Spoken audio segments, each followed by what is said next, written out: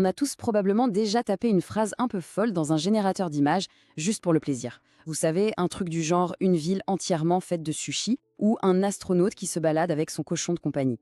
La magie est quasi instantanée. Mais alors, comment est-ce qu'on passe de quelques mots à une image aussi riche et détaillée? C'est justement la science derrière tout ça qu'on va explorer aujourd'hui. La vraie question, la question de fond, c'est celle-ci.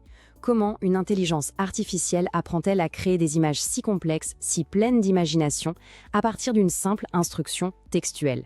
C'est ce qu'on va décortiquer ensemble. Alors voilà le programme. On va commencer par l'expérience que la plupart des gens connaissent, celle des outils qu'on utilise tous les jours. Ensuite, on plongera dans la science qui rend tout ça possible. On regardera les résultats concrets.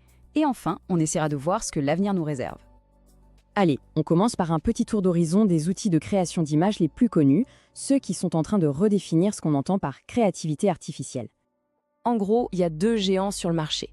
D'un côté, DALL-E 3, super facile d'accès, intégré directement dans ChatGPT. De l'autre, Midjourney, qui est célèbre pour son style artistique très marqué et ses images souvent bluffantes de réalisme. L'un joue la carte de la simplicité, l'autre celle de la perfection esthétique. Mais au fond, ils font face au même grand défi. Et le voilà, ce fameux défi. Il ne s'agit pas seulement de créer une belle image, non. Le plus dur, c'est de comprendre et de retranscrire exactement chaque petit détail de l'instruction donnée. C'est là que les choses se compliquent vraiment. Bon d'accord, mais alors comment on passe de ces outils, qui sont déjà impressionnants, à la génération suivante? Eh bien la réponse, elle ne se trouve pas dans les applications qu'on télécharge, mais dans la recherche fondamentale qui les nourrit. Et pour bien comprendre cette évolution, on va faire quelque chose d'un peu différent. On va se pencher sur un article de recherche. Celui-ci vient de Stability AI, un des poids lourds du secteur. Ce papier, c'est un peu comme jeter un œil à la feuille de route des prochains modèles d'IA. Bon, on entre dans le vif du sujet, le cœur technique du réacteur. Mais pas de panique. Promis, l'idée c'est de rendre tout ça le plus simple et compréhensible possible. La première grande innovation, ça s'appelle le flux rectifié. Alors pour faire simple, avant, les IA partaient d'une image de bruit, un peu comme une télé sans signal, et prenaient un chemin très sinueux, très complexe pour arriver à l'image finale. Le flux rectifié, lui, a pour but de tracer une ligne droite, un chemin direct.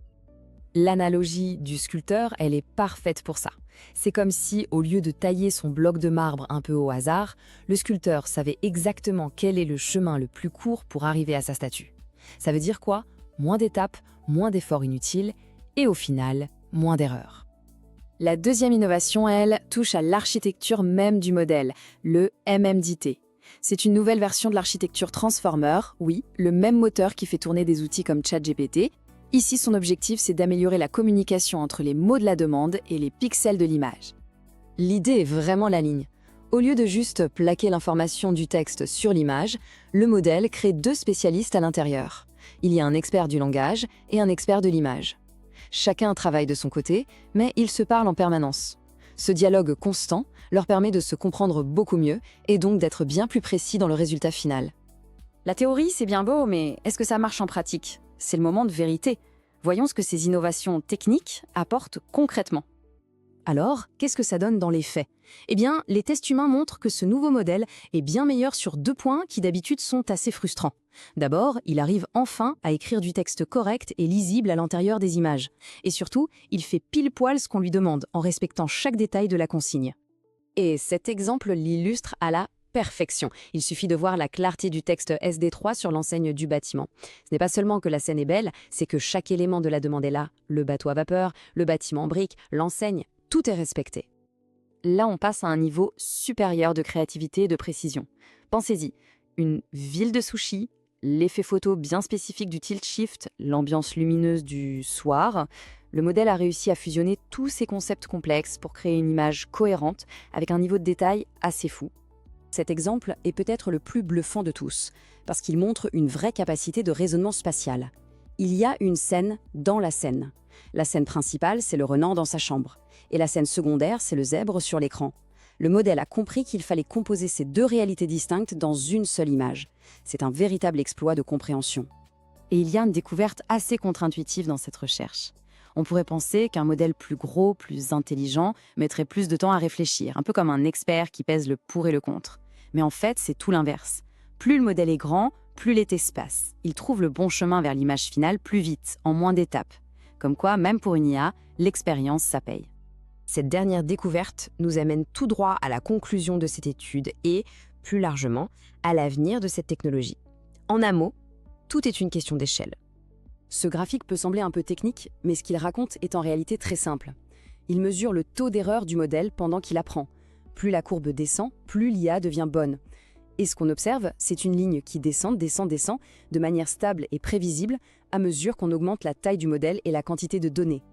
Et c'est là que ça devient fascinant. Cette baisse du taux d'erreur est directement liée à la qualité des images que nous, humains, percevons. Moins d'erreurs, ça veut dire des images plus belles, plus précises. Les chercheurs ont donc une feuille de route toute tracée. Pour faire de meilleures IA, il suffit d'investir plus de puissance de calcul. Et pour l'instant, on ne voit pas le bout du tunnel, il n'y a pas de limite en vue.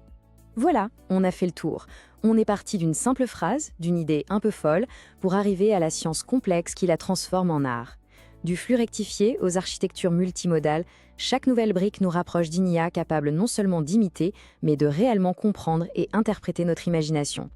Ce qui nous laisse avec une question vertigineuse. Si la trajectoire d'amélioration est aussi claire, aussi prévisible, où sont les véritables limites de la créativité artificielle? On n'en sait rien. La seule certitude, c'est que l'art de demain ne ressemblera probablement à rien de ce qu'on a connu jusqu'ici.